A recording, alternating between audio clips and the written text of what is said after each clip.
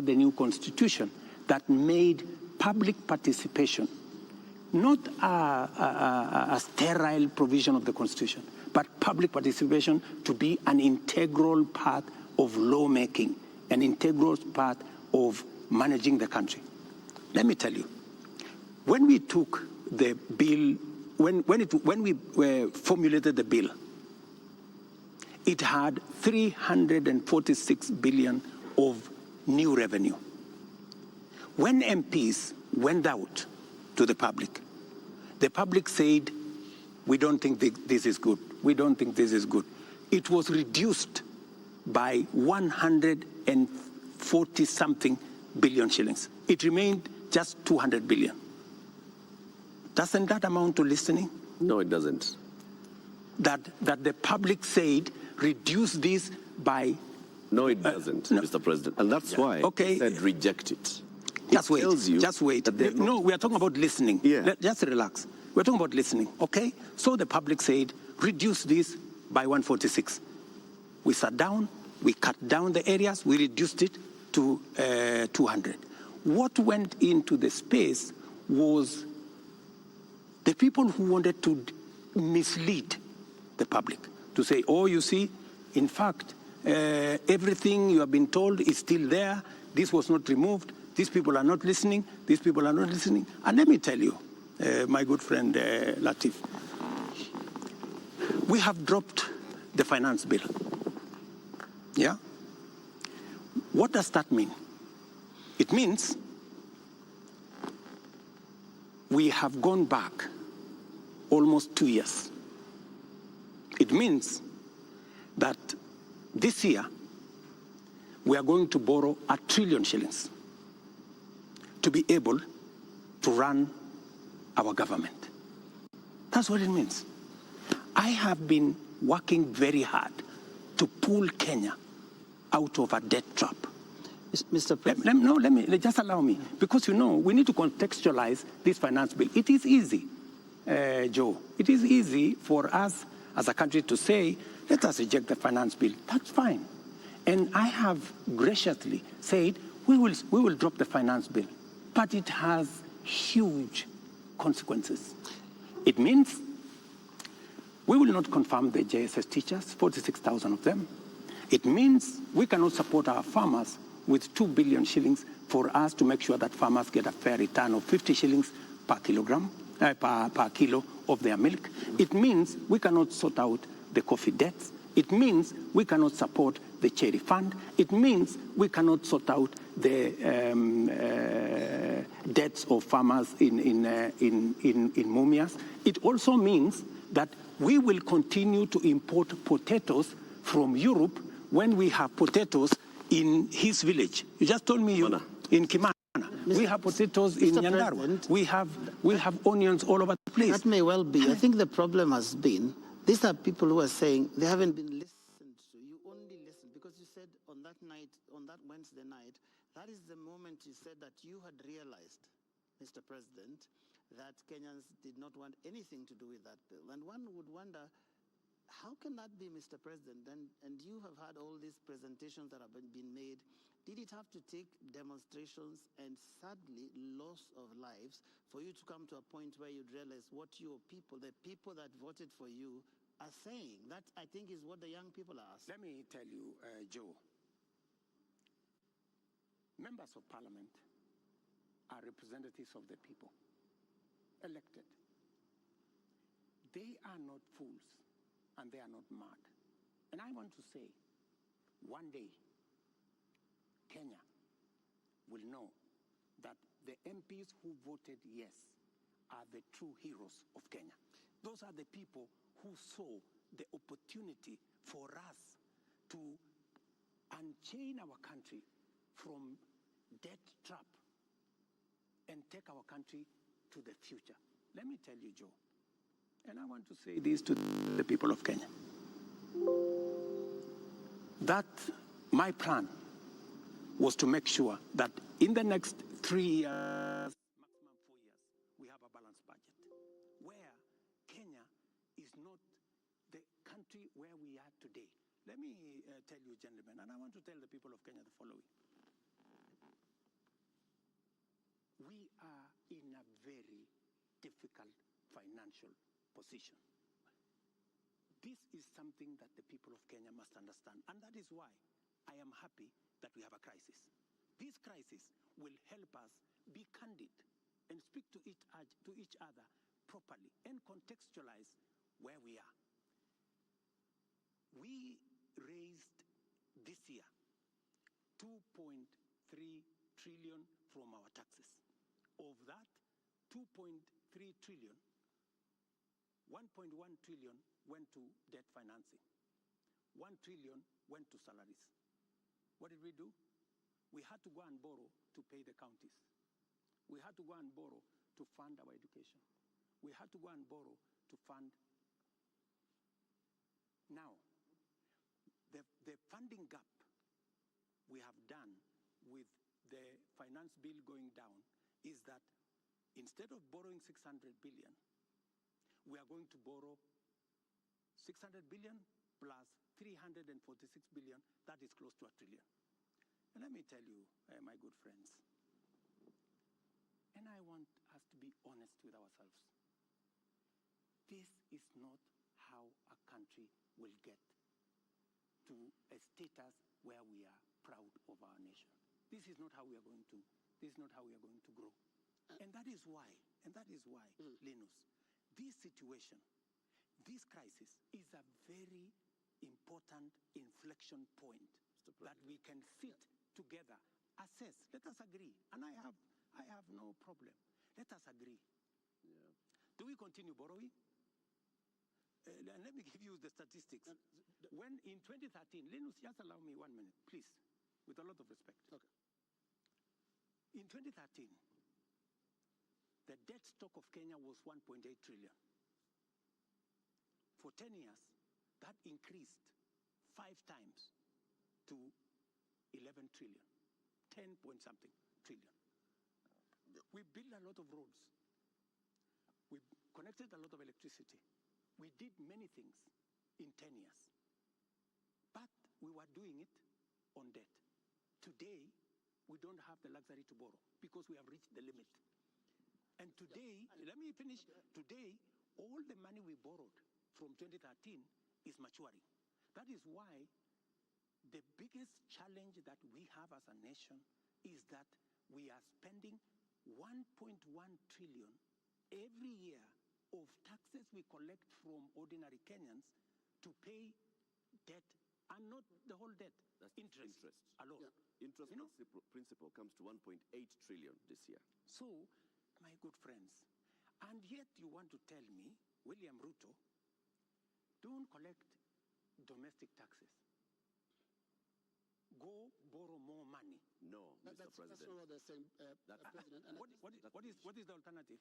Yeah, and I just wanted to come to one. No, what is the alternative? Just help me there. Yeah. Because there are only two things you can do. Either you raise money from taxes or you borrow, period. There is no magic here. There are Kenyans, Your Excellency, right now who do not listen to all that. Yes. They are not interested in that. That's okay, but that's the reality. But I need if you are not, if you do not want to listen to reality. Your Excellency, hang on, Your Excellency, because I need you to address a very important issue here. And that is one of a trust deficit. There are Kenyans who watch you, Your Excellency, and I don't know whether you are aware that they don't trust what you say. They don't believe what you say. Are you aware, Your Excellency, for example, that a lot of Kenyans increasingly don't associate the truth with you? That is your assessment because you have never associated the truth with me from the beginning. No, there's quite a number of Kenyans. No, I mean, that is your assessment. We asked people before we came here. That's your assessment. Yeah. And many of those that responded to me directly and to even our platforms, on KTN News, on Spice FM, on NTV, on Citizen, and we're asking them, what question should we ask the president this evening? And the one thing that many of them were saying is, when will he stop lying? So it's not Linus. That can he tell us the truth this time? Let me say the following. I told the people of Kenya that I would reduce the prices of fertilizer from 7,000 to 2,500. I don't know how that is a lie. because they buy it at 2,500. Okay. I told I told the people of Kenya we're going to have a housing program. A housing program is underway in Kenya. I can tell you, Linus, that whether you believe me or not, facts will not change. Yeah. And facts are not changed by who says it. And allow me to step back a bit, Your Excellency. And facts are very stubborn. Allow me to step back a bit. Yes. And what I'll do is we'll play clips, just a little combination of clips of yourself speaking not too long ago, and I want us to listen to that. I'll stand out of the way because you said it's me that doesn't share the truth with you, and I would like you to respond to yourself, to the clips that we are going to play. But you see, Linus, let's watch that, Your Excellency. I think, Linus, yeah. You don't bring clips that are in a biased way. You know, you select maybe something that has not happened. No. Can you be fair and select clips across the board? What I said and has been done, and what I said and maybe has not been done. So let's watch that. Maybe you can watch that. Yeah. These people don't understand the damage they are doing to the people and the economy of Kenya. Kwa hii taxes wanaongeza usiku na mchana. Na mimi nataka niwaulize watu wa hapa Manga, tafadhali, mkiona tumesimama hapa mbele yenu, tunawaambia kwamba tutengeneze hiyo serikali inakuja ambayo inaelewa lugha ya mwananchi wa kawaida. If you have good ideas, why do you need a police? Why do you need blackmail? Why do you need intimidation? If you have better ideas, send them to the people of Kenya. There are enough intelligent people in Kenya to differentiate what is good from what is better and what is best.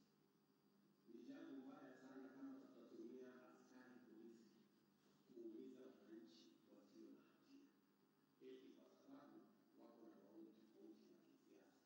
And waeleze hapa. I agree with that. It is not fair to use the police to harass citizens who have a contrary opinion. And that is perfect. That's what they're accusing you of. I still believe that. That's what they're accusing you of. But you don't tell me that... What is the problem with Alfred Keter? Yeah. Alfred Keter, no, it's not a contrary opinion. I mean, the police have said why they arrested him. It is not because of me. I didn't give any instructions. I didn't even know what was going on. Let me tell you, Linus, I am a very clear-minded person on what I say. When it is the police, I have said, many of the people who opposed me, many of the people who were very scared about what I would do when I become president, even the people who did worse things against me, I have never gone after them because I don't believe in settling political scores using the power of state or using the police. Let me also say the following.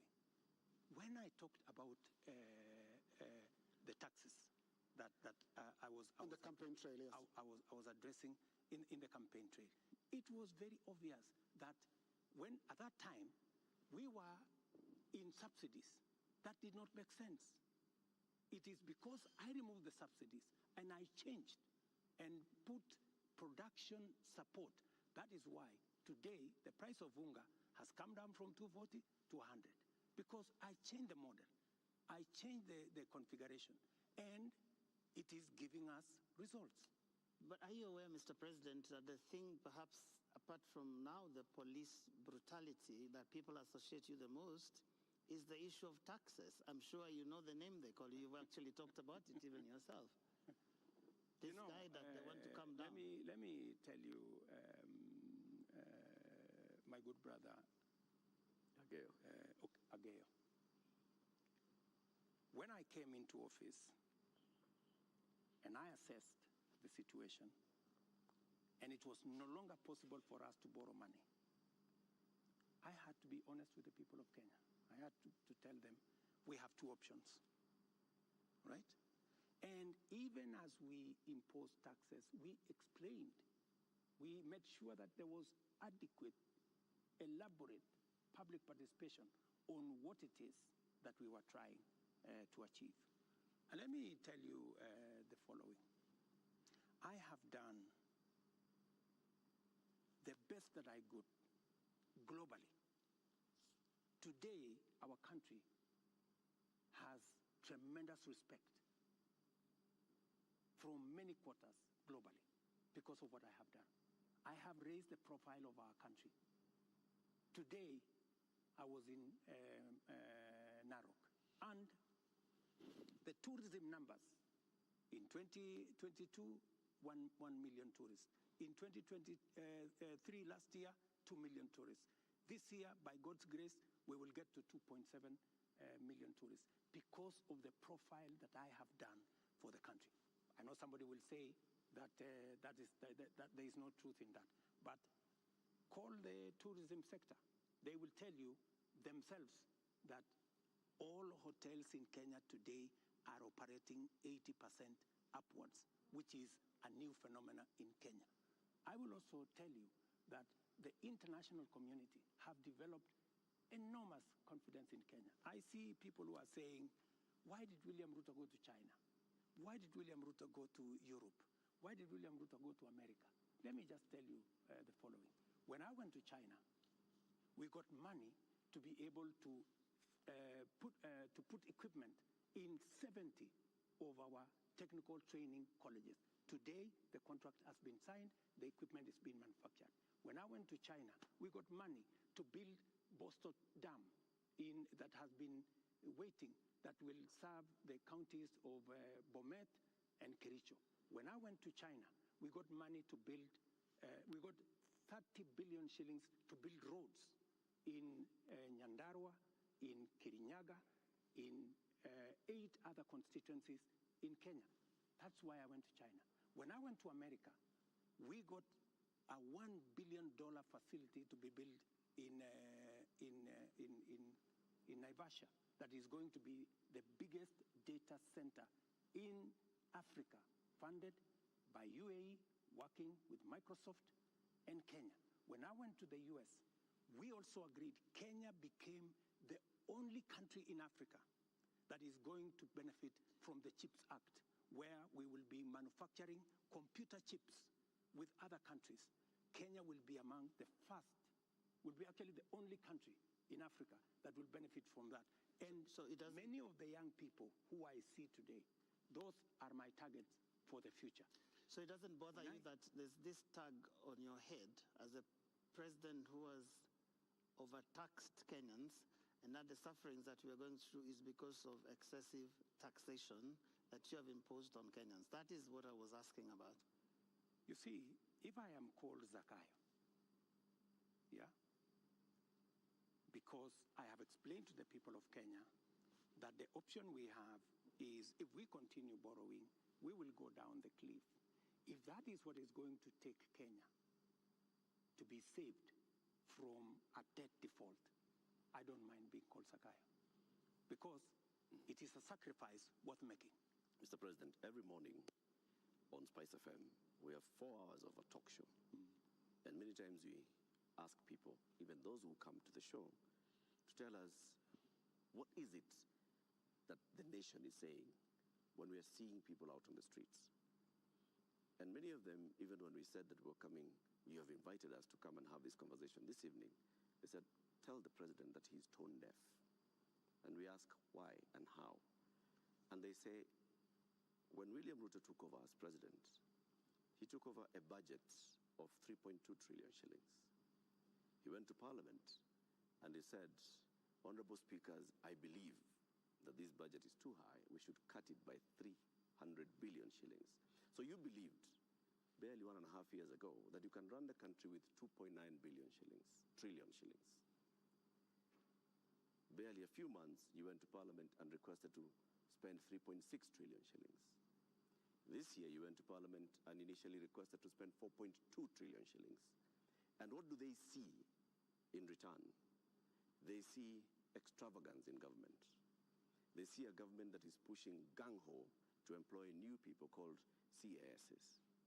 They see a government that is purchasing new motor vehicles and trips that are extravagant. They see opulence with those that are close to the president appearing in public carrying wads of cash. They see condescending attitude from those who serve in this government when they're asked, why are you spending? And they respond the way they respond. Your advisors speaking the same. And so they see a government where the president is telling people, we are going to live within our means. We are all going to tighten our belts. We have austerity.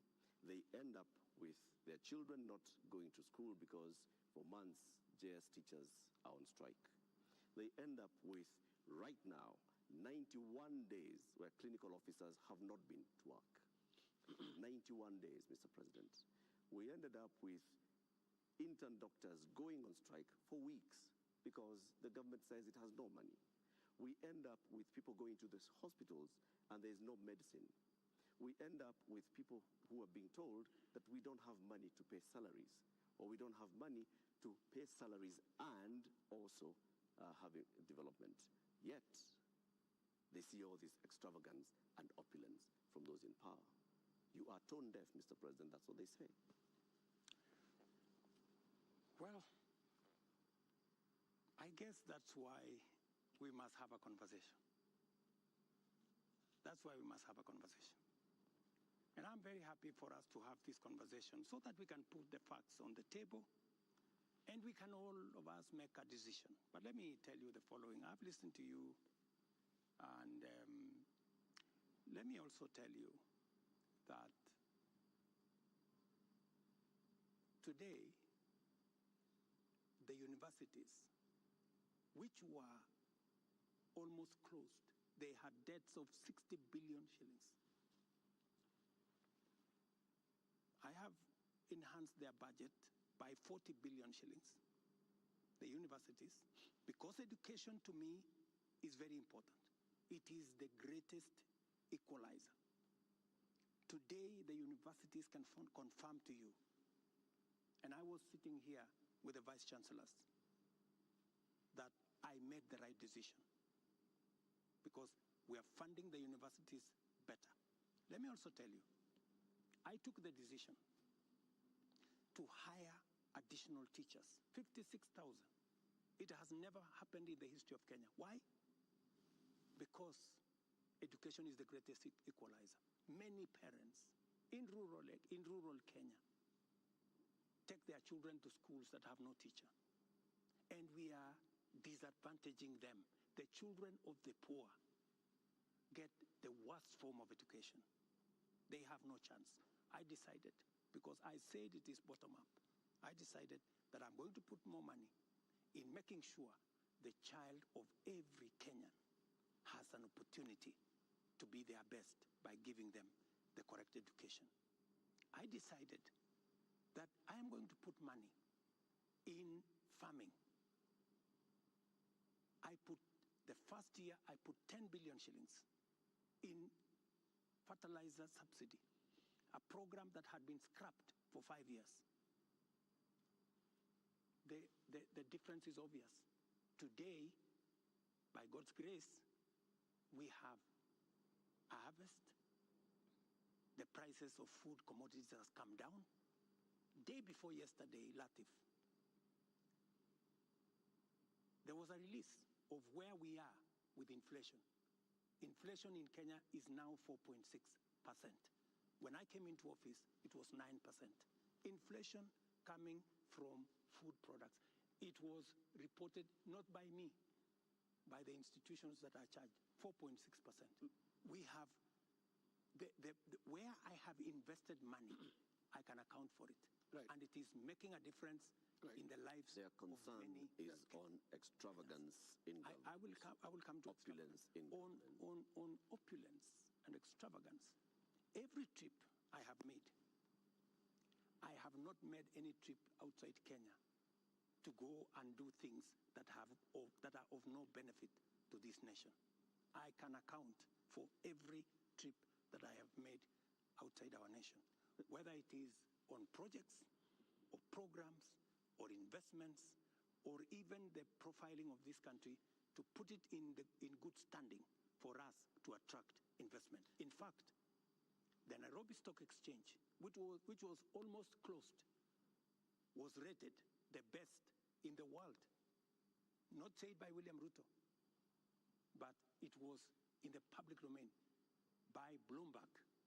If you don't believe me, believe Bloomberg. Mr. President, So I have done what I could for the country. But let me finish opulence. Let me go to the opulence. And let me be very clear that the display of insensitivity is a statement that has come to me, and is a sentiment that has come to me. And you will see something very different going into the future, whether it is coming from my staff, whether it is coming from this office. And I know people have raised issues of CAS, for example. I deliberately, even after Parliament had approved the position of CAS, I have not appointed any CAS because I realized that we were in a situation that we could not. And no CAS will be appointed until we have an economy that can support more opportunities. I know citizens have said that there is no need for the office of the First Lady or Second Lady. Third Lady. These are offices that were there. But because we have to live within our means, those offices from tomorrow, this new budget which is starting tomorrow, they will not be part of our equation, because in the face of what has happened, we have to trim down every other area.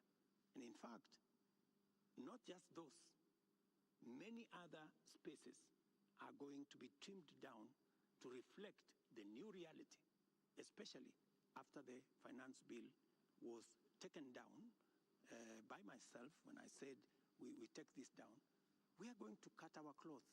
We are going to cut our coat, the size of our clothes. We're going to reduce money going to counties. We're going to reduce money going to the judiciary. When I came into office, the judiciary was getting 18 billion. Today, they are getting 25 billion. But it was because I believed in the rule of law.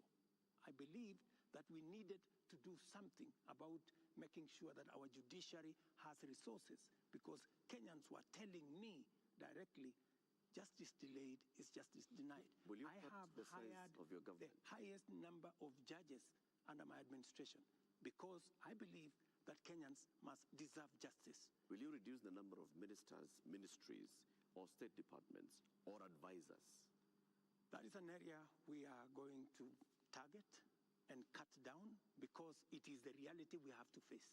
Mr. President, when things like this happen elsewhere, this is a whole finance bill that's been taken down. Correct. You have people who have been advising you on financial matters. You have people who have been advising you on political matters, listening to the people. You have advisors who have talked down at Kenyans, who have called them spoiled kids, KFC, Java, and whatnot. And you have people who have been around you talking into your ear with regard to some of these things. And many people have ventured to actually say that this amounted to a vote of no confidence. Is there going to be some kind of shakeup that actually acknowledges that this is not where we should have been, and therefore, I am sorry, Kenyans, and this is what I'm doing about it? Because short of that, how are we to know that we will not find more of the same?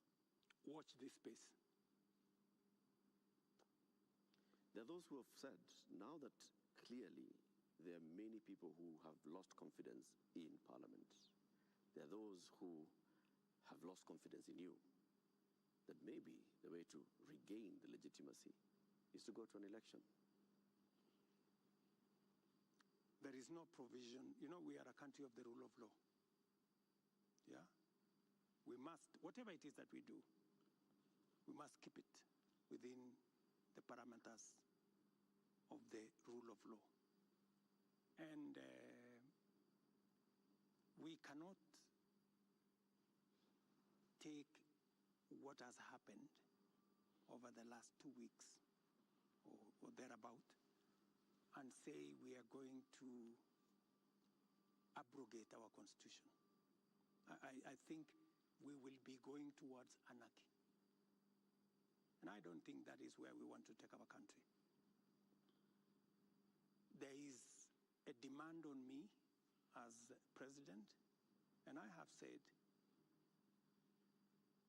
because of where we are, because of what has happened, there is going to be a thorough cut down on many things, whether we are talking about allowances, maybe even we should have a conversation around salary.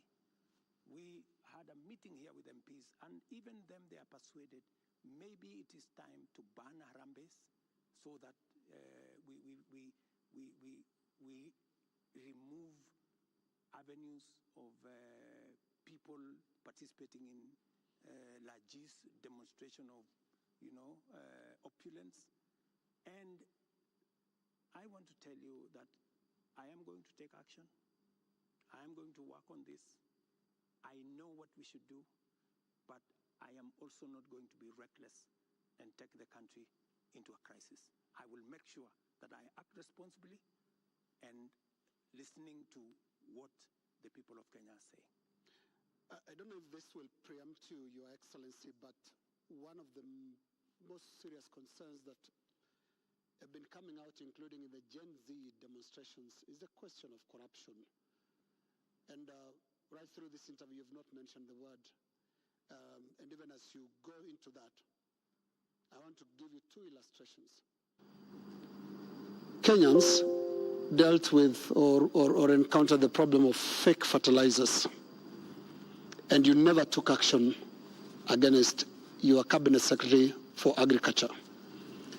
Before that, we had the scandal around the importation of edible oil, which, Your Excellency, we don't know where the edible oil is to date. I don't think it ever found itself to the market. Again, there is a cabinet secretary in that ministry. And also, what got into the market was condemned sugar. And when we look at all the information around these three cases, these are people close to you. They're cabinet secretaries. And so you are unable to take action against them. So why should you be trusted now to act? Because there are those who read and say you are really a hostage of those who campaigned for you to become president. They get away with anything. Three things, Linus. We hadn't reached the question of corruption. So don't unfairly accuse me that I have not spoken to it. I am ready to speak about it. So that's number one. Number two, I fired the CEO of KEBS when the sugar thing came up. Number two, on fake fertilizer,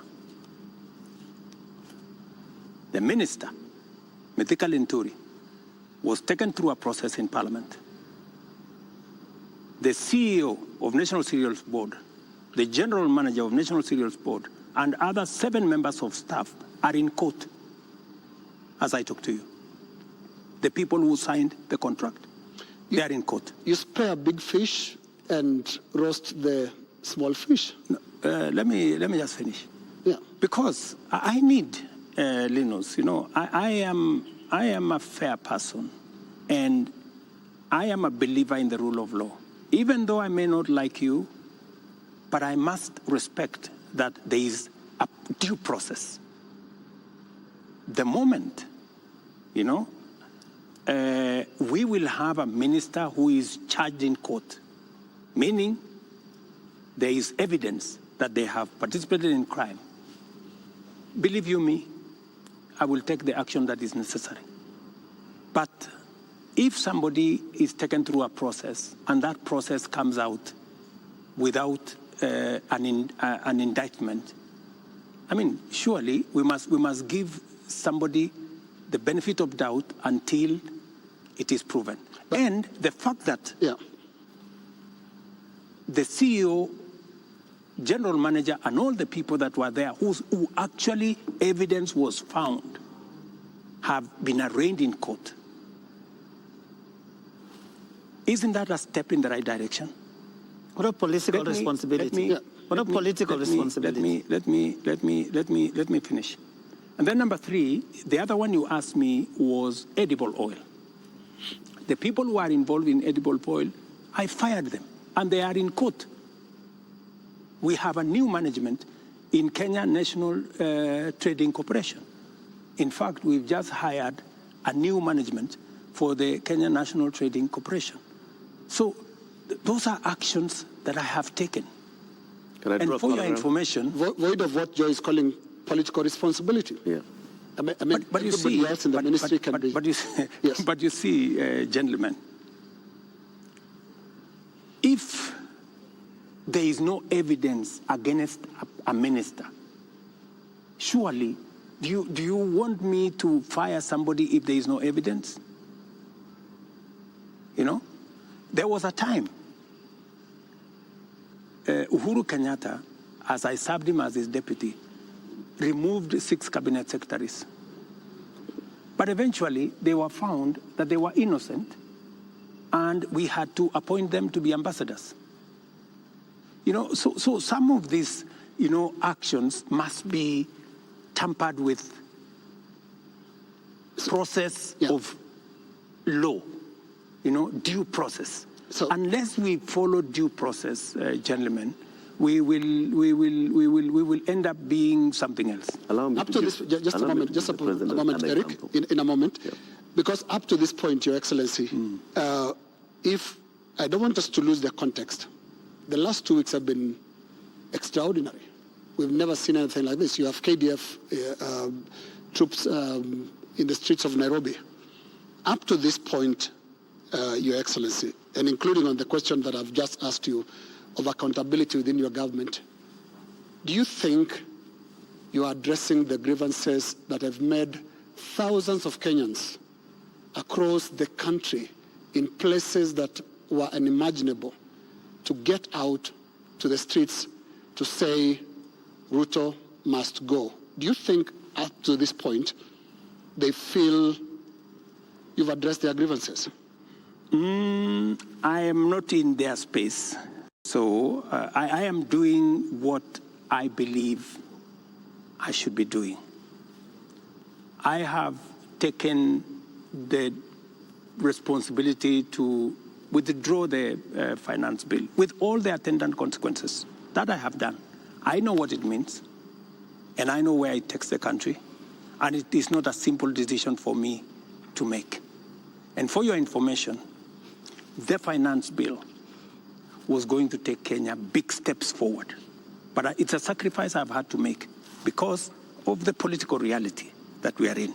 But it will mean counties will have to take maybe 30 billion shillings off their budget. It means we have to reduce CDF by maybe 10 billion shillings. It means we have to rethink about what to do with JSS teachers. It means we have to put on the freezer. We wanted to hire another 20,000 teachers because there are kids who do not have have teachers. It means we have to work on our UHC program. We thought we would upgrade, for example, Linda Mama. You know, we thought we would upgrade Linda Mama. There is something, Your Excellency. It means we have to hold that, and it means many things. Just hold on, what else do you want to hear? You are speaking outward, but looking at the grievances, they are also asking questions inward from you, Your Excellency. And what I can hear from these grievances that have been expressed quite loudly, you said you are not in their spaces. We sometimes get into the spaces to listen to what they are saying. And all they're saying is, you cannot be, for the next 3 years, the president that you've been for the last 2. So what is that you're going to change about? That's why Linus. Yes. That's why Linus. That's why we are here. Of course, it's not going to be business as usual with the kind of reality we are faced with now. It has to be different. Do you regret anything at all? What you should have done better? What your people would have done better? Well, maybe there are things we should have done better. We should have communicated better. I think the biggest problem we have, even with the finance bill, because the finance bill has great things for Kenya. The finance bill says we shouldn't be importing potatoes from Europe. The finance bill says we shouldn't be importing onions or eggs from Europe. The finance bill says we should be growing our own industries. We should be manufacturing diapers in Kenya. We have 10 companies doing that. We should be manufacturing all those things in Kenya. We should be expanding our manufacturing capacity. That is what finance bill was talking to. But I am sure we will recover that when we have explained. Yeah. The biggest challenge that I regret is that we didn't communicate better. Maybe we failed in explaining to Kenyans what the finance bill was all about. Because I promise you, if I am given a chance to explain to the people of Kenya what was in the finance bill and what the finance bill would have done for this country, every Kenyan would have agreed with me. But my regret is that they would say you were here, Mr. President. They said you would have explained. We didn't explain ourselves better. Maybe my communication team failed. Maybe I'm sure my communication team failed. Our communication architecture did not deliver, did not get the message out to the people of Kenya. Yeah. In fact, if you look at what people were saying, they were saying, for example, there is a matter of land on the finance bill. There was no matter of land in the finance bill, not even a single line. And it is on that basis that people rejected the finance bill and many other things that were not in the finance bill. Now, communication is about words, Mr. President. Let's go to the deeds, because when you see what Gen Zs are doing, for the first time in the history of this country, we've had protests on the altar of the Holy Family Basilica, because the young people of this country are telling you the political culture, which you've been part of having politicians speak in church, converting the platforms into, converting the pulpit into campaign platforms, must end. So I'm not hearing you addressing and looking more inward into this whole picture that the Gen Z is painting. They're not just talking about some of those things that you're raising. On that, Linus, I have even had an occasion to speak to church leaders here. On that, on matters of politics on the pulpit, I am 100% aligned. We shouldn't be using pulpits in churches or in any other places of worship to prosecute politics. It is not right. And I agree, we need to change that culture. We need to change the culture of Harambee. Harambee started as a noble exercise. It supported many people to go to school. It supported many people to deal with the challenges of medication and hospital bills. But I think it has been stretched. It bred corruption? It has stretched too far. And I think it's time, corruption? as a country, we must stop corruption. We must stop Harambees, because it is occasioning and it is breeding, if I may say, corruption. Yeah, because when your aid of a much lower pay grade donates 20 million shillings to a church fundraiser, there is something fundamentally wrong. And that is why this conversation is necessary, so that we can stop it. Conversation, Mr. President. On Wednesday, you said you are hearing that there's what the Gen Zs are saying, and you're going to initiate a conversation. We saw the head of public service release a press release saying that there is now a formation of the National Multi-Sectoral Forum that will bring together all people. And you started having conversation with church leaders. The Gen Z, upon seeing this, are saying, we did not ask for a conversation. We asked for action. So what action is going to precede this conversation? Because the conversation is another talk.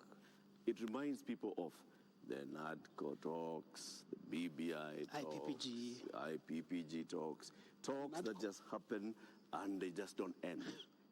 And people are saying, we want action, Mr. President, right now. We will participate in action, in conversations maybe later, but for now, Mr. President, yes, what's the action? I promised that I will engage the young people. Yeah, I promised. I was just making good my promise. And I promised a multi-sectoral forum, and that's what I have put out. I also promised that these are some of the topics I want us to discuss. I want us to discuss debt. I want us to discuss taxation. I want us to discuss unemployment. I want us to discuss corruption. I want us to discuss these issues. And it was a suggestion, and I am open. I am hearing that the young people are saying, we don't want a multi-sectoral forum. Maybe we should have an engagement with the president on X. And I am open to having an engagement with the young people on a forum that they are comfortable with. You're ready for digital? If they want me to engage with them on X, I will be there. At this point, Mr. President, do you think you know what the young people want? I have many young people in my house. Are they telling you all is well? The same ones that are in all these other spaces. And they want an engagement. They have ideas. They have suggestions. And I am open. If what we are doing on the digital space, on the housing program, on the export of labor, on manufacturing, if they have suggestions, I am open to those suggestions. They can improve, they can change, they can make new suggestions. And I also have a responsibility as a father, because these are our children. I have also a responsibility to guide and to listen to them and to tell them, yes, on this, I agree. For example, let's not have a spouse's office. I agree. Let's not have CASS for now. I agree. Let us not have advisors. Advisors. We will agree. Let us not have churches being a space for politics. I agree. So many of these areas, we need to even have a conversation. If we are paying 46% of our revenues for salaries and wages, when the legally established space should be 35%. That is why I started a conversation with Salaries and Remuneration Commission. We must deal with the issue of wages and salaries so that we bring them down to 35% and leave more money for our development. That is a conversation I am very happy about. When? Mr. President, it's been 2 weeks. It's been 2 weeks of you saying every day we are going to have a conversation. We just you know what they say on social media? I say they call you the president of tutafanya, tutatenga, tutafanya, tutarudi. Always futuristic. But I'm here. You're saying, but I'm here. We are going to have a conversation. I said within a week. I gave a timeline within a week. Yeah. So within a week we will have agreed on where are we meeting. Are we meeting at the X space? I am ready for that X space. Are we agreeing on this multi-sectoral? I'm waiting to see the suggestions that Kenyans have.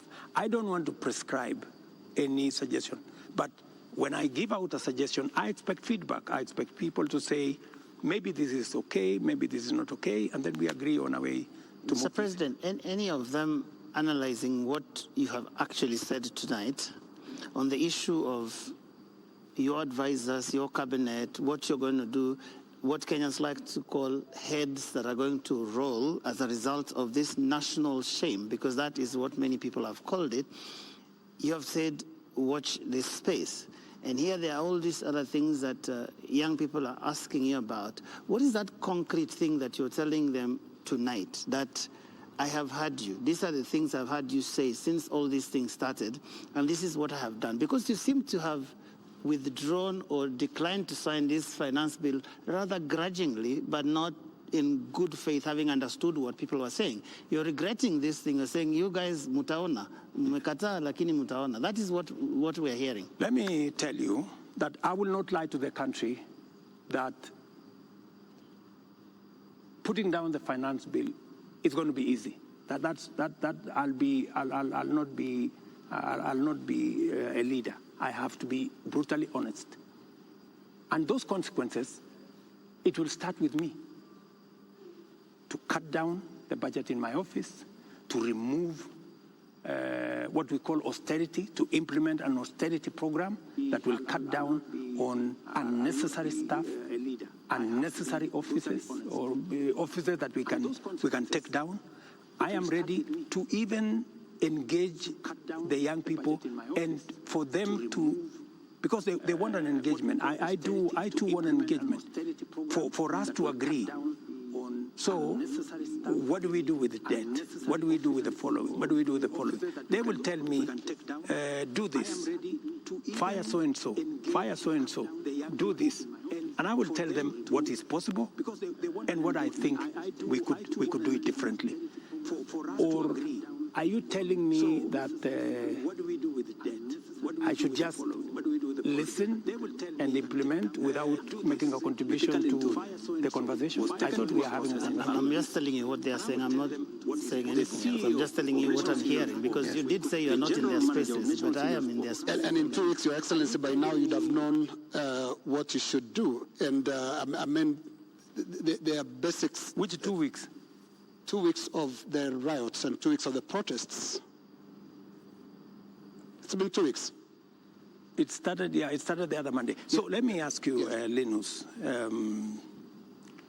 the protests, I finally decided that because we didn't communicate sufficiently to the people of Kenya the import of the finance bill, and there was so much built around it, including a lot of fake things, that were not in the finance bill. Many things that were not in the finance bill were used to fight the finance bill. And at some point, many people did not even care what was in the finance bill. Do not care. I think, at some point, as leaders, we must stop somewhere and say, we have a country to run. I mean, we cannot be reckless. We must, at some point, stop and say, what are the consequences? Because everything we do has consequences. And we must be careful as a nation to make sure that our country does not go down to the dogs. And believe me, countries, have gone in the wrong direction. We must. We must be careful. And I don't want to be the leader that took the country in the wrong direction. We must be measured. We must be careful. We must listen to the young people. We must listen to other views and be able to make a carefully well thought out plan for the country out of where we are.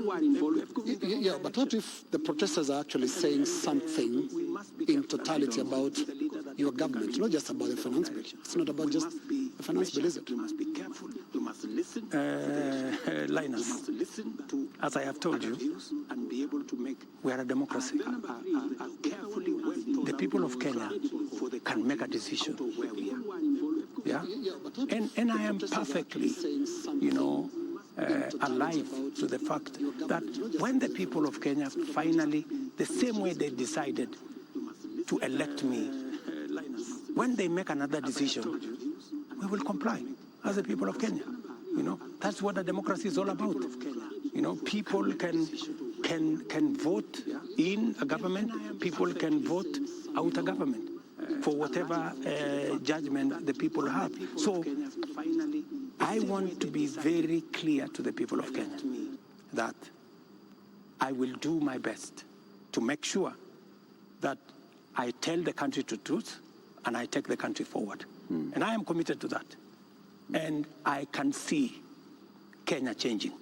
If I had managed to pass this finance bill, Kenya would not be the same. We would take this country to the next level. The kind of investment I have made, the kind of collaboration with many friends that we have done, we would begin to see this country soaring into the future. But all is not lost. Maybe we have taken one step back. Sometimes maybe it is necessary to take one step back to be able to take many steps forward. And that is my thinking of this situation. But surely it must bother you, Mr. President, that 2 years ago you ran such a euphoric campaign with things like Hatupangwingwi, and 22 months down the line, your State House is surrounded by the military. The military tanks, scary as they are rolling on the streets of major cities. And as we sit here today, people are saying Ruto must go. Surely that is such a fast slide. There must be something that causes one to pause and say, how did we get here? What happened here? And one would have expected an earth-shaking statement tonight that tells the country, I get it. Something has shifted in a major way in our country, and I'm also shifting as your president who's listening, and this is the new direction things are going to take. Let me tell you, Joe, I came into office at a difficult time. Yeah? We have a combination of coming out of COVID. We have a serious drought that hit our country. We had interest rates that went up everywhere. We went into a very difficult situation. What did many countries do? Many countries went and defaulted. And I don't want to mention countries because it's not right to mention. But almost 8 countries in Africa went down. Many people expected Kenya to be among the 8. But believe you me, I have carefully managed the economy of Kenya. Kenya is not among the countries that have defaulted. If anything, we have running programs in Kenya. We have a whole housing program that is running. We have a whole digital program that is running. We have made changes in our education. We've hired more teachers. We've made sure that we have a new funding model for our universities. We have supported our farmers. We have reduced the cost of living. We have done many things, even in the context of all the challenges that we have had. I am telling you, I came in, and I believe I'm the right person to be in this space when Kenya is in a difficult position, because I believe I am the person who can sort out the challenges that faces Kenya at a point like this. But when the public and the protesters, the Gen Z, some of whom actually formed the base of your election campaign, are telling you, we are disappointed, you've not delivered. Hashtag Ruto must go. What do you tell them? Let me tell them the following. Good friends, the young people of our nation, my sons and daughters who supported me to win the election, I hear you. In fact, I saw, I think it was on your headline, a gentleman from my village who was saying, the president has let us down. Many children in this village are not getting jobs locally. That is why they are going abroad. Little did he know, my good friend from my village, that the children, the 500 of his colleagues around our village, are actually part of my plan on export of labor. They have actually, I intentionally supported them to leave the country because we got them jobs outside Kenya. So I am telling the young people of our nation to be patient. Our housing program is rolling. We will be hiring more architects. We will be hiring more engineers. We will be hiring more professionals to support our housing program. In the next 2 years, we will have 300, maybe 1,000 people working in that space. Be patient. We are sorting out the challenges that are facing our digital space. We're rolling out our digital space. Young guys, by the end of next year, God willing, we will have a digital hub in every ward in Kenya. because we have already started that process. Every TVET in Kenya today has an ICT hub with young people monetizing their talent. I want to tell them we are full speed into manufacturing. That is why we're saying we're no longer importing clinker, we're no longer importing steel, we're no longer importing clinker, we are no longer importing furniture. We are going to stop importing eggs. We're going to stop importing onions and all this because we want to promote our local manufacturing to be able to create jobs for them. We are no longer going to be importing diapers or sanitary pads from other countries. They are going to be manufactured here. Mr. President, I have worked with the industries to make sure that we create opportunities for these young people. We're going to work with them to deal with the challenge of corruption. We're going to work with them to cut down on government like this. I am going to make sure that we have a lean government that responds to the reality of where we are as a country. That is what I am telling my good young people. The young people. There's another group of young people. Please speak to them directly. Yes. The young doctors who are in university graduating this year, yes, who are going to look for internship Correct. the next year. The young JS teachers who were on strike a couple of weeks ago, who are expecting to be absorbed into full permanent and pensionable contracts Correct. this year. The young clinical officers also who are graduating and they expect to go on internship. The other clinical officers who are hired on contract during COVID and other programs that are just contracts, and contracts are coming to an end. I am telling the JSS teachers, I had factored in 18 billion shillings in this year's finance bill to be able to transfer them to permanent and pensionable. Because in my phone, so many of them have asked me, Mr. President, we came in, we had an agreement that we are going to be interns for 2 years, we will move to permanent and pensionable. Although I don't have the finance bill, I want to tell them, give me a bit of time, let me figure this out, how we are going to do it without the finance bill. We had also put 3 billion shillings for the doctors so that we can be able to sort them out, especially the intern doctors and those who we intended to hire to under our UHC program. I had put 10 billion shillings on the UHC program under the finance bill. That is now not in the equation.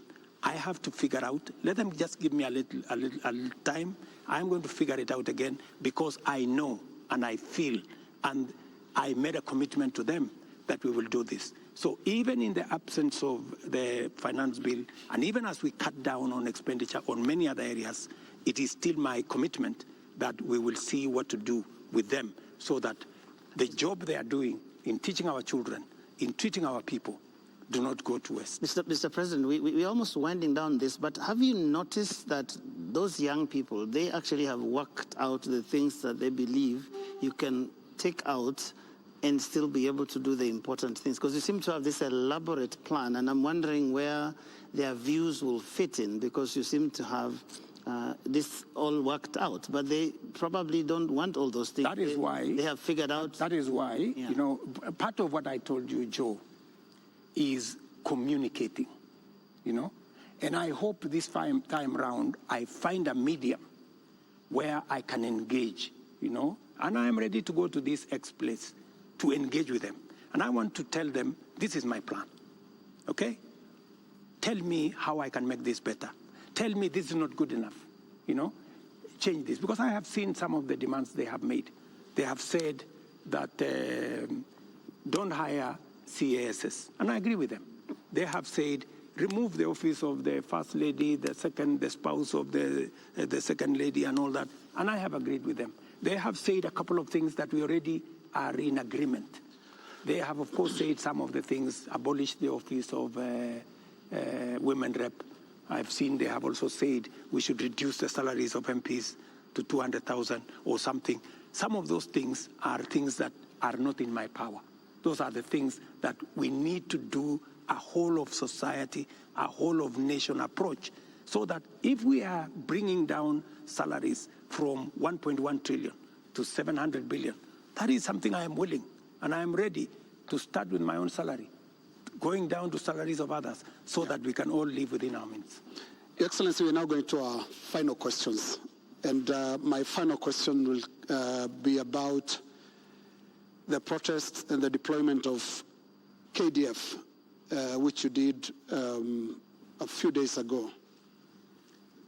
Now, the Gen Z, millennials, and the online Kenyans that are organizing these protests are promising to be back on the streets on Tuesday. What should we expect on Tuesday when protesters, peaceful as some of them have been, turn up on the streets of Nairobi? Do we expect them to be chased away by the Kenya Defense Forces? First, the Kenya Defense Forces will not be on the street. They only come as a last resort. If the demonstrations will be peaceful, I promise you, the police will be there to protect the demonstrators. But the police will also be there to make sure that the criminals, the fellows who come to burn offices, the fellows who come to loot property, will also be dealt with. That is my commitment. We must all operate within the law, and that is what it is. My final question is on the elephant in the room, the elephant in our budget, public debt. Candidate William Ruto responded to a question during the debate, and he said he's going to commission an audit of the public debt. President William Ruto last year responded to the same question and said it's important for us to audit our public debt. Today's question is when? Public debt is actually a public document where we are as a country. The 10-point-something trillion of our debt is in the public domain. But I am prepared for us to put in forensic experts as part of this exercise so that we can all appreciate, yes, this is what we owe, and then agree, how do we pay? How do we deal with it? In fact, I was in Korea. In fact, Korea, when they had a problem of debt, the whole nation came together. And people contributed gold. Others contributed many things because they wanted to pay their national debt. Maybe we will need that conversation once we are all clear that this is public debt. My question, Mr. President, is when? As soon as we finish this conversation, once we have agreed that this is the way we are going, I will institute the necessary steps to make sure that that debt is audited and it is made public for Kenyans to know this is the public debt. And I'm sure it will not take a month for us to be able to know, what is Kenya's public debt? And then we can take it up from there and go forward. Mr. President, my final question is about your cabinet. Given the things that have happened, given the questions that have been raised about fertilizer, about edible oils, about sugar and all of that, tonight, can you look Kenyans in the eye and tell them you have full confidence in the cabinet that is currently helping you to run the country? The cabinet that I have maybe could have done better. That's not the question, Mr. President. Maybe could have done better. I'm answering your question. Okay. Yeah? Maybe, unless you have a better answer. Allow me to answer.